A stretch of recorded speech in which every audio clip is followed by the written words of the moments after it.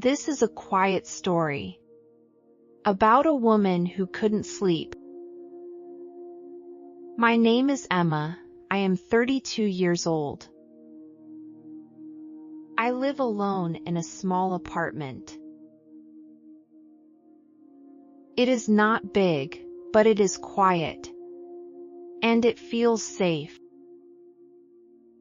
Every morning, I wake up early. Not because I want to, but because I cannot sleep. My mind is always full. Thoughts come and go. I cannot stop them. I think about work. I think about money. I think about the future. Sometimes I feel tired, even before the day begins. That morning was different. Something felt slower. Something felt softer. I opened my eyes. The room was still. No noise. No rush. I stayed there for a moment. Then, a little longer. And I did not move. I did not check my phone. I did not look at the time. I got up slowly. I walked to the kitchen. And I made a cup of tea. The water boiled softly. The sound was gentle, almost comforting. I held the warm cup in my hands. It felt simple. It felt enough.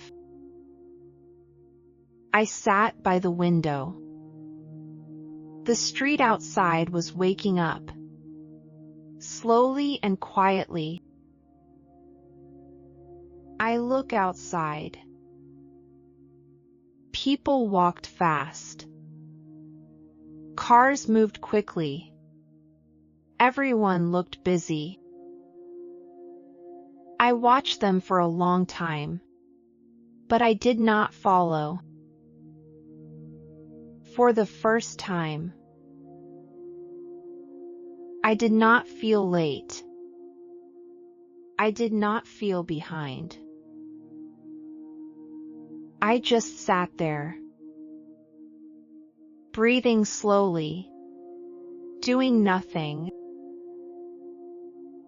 At first, it felt strange. Then, it felt calm. I realized something small.